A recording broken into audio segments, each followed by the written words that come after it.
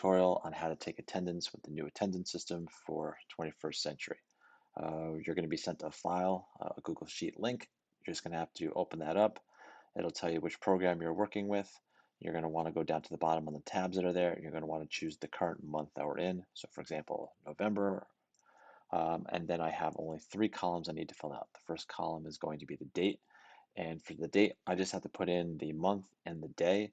So for example, today is the November 16th. I can just type in 11/16. And if I hit enter, it's automatically going to format. So it has the day of the week in there and the year. If you want, you can also type in 11-16. It's still going to format it the same way for you. You could also double click on that box and it'll open up a calendar. You can choose the date that you want to work with as well. When you're putting in student names, you can either use the pull down and it's going to give you a choice of every student we have in the entire building. I don't recommend looking for students that way. If you're going to be typing in a student's name, for example, you might have Kate, so you can just start typing in K-A-T, E, and then we have our choices of Alexandra Kate, Caitlin, Caitlin, or Emma Kate. And you just have to then pick the name that you want, and it's going to be in there. As soon as you put the name in, you'll look over to the right and you see it will automatically populate their grade that they're in and the ID number that they have. One of the reasons this is important is we want to make sure we have the correct student. For example, if I were to type in Yash, I can see that I have 1, 2, 3 Yash Patels. We want to make sure we have the correct Yash Patel for attendance.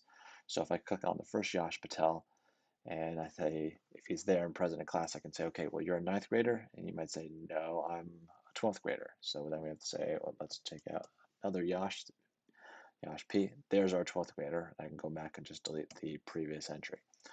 Um, when you're done, you can put in the number of hours that the students have been in the program, and everything is in quarter hours all the way up to 3 hours. So if that student's been there for an hour, you can just flip that once. And what I recommend is when you take attendance to go through all the students you have that are in the club that are present for any moment.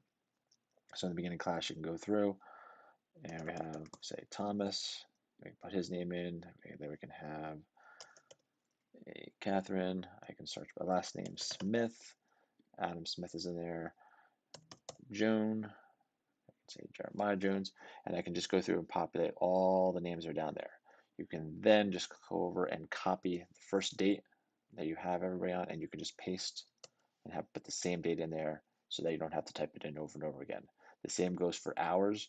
You might have everybody's been in the club for an hour. If you just click on this one, and there is the little bottom corner, your cursor changes to a plus.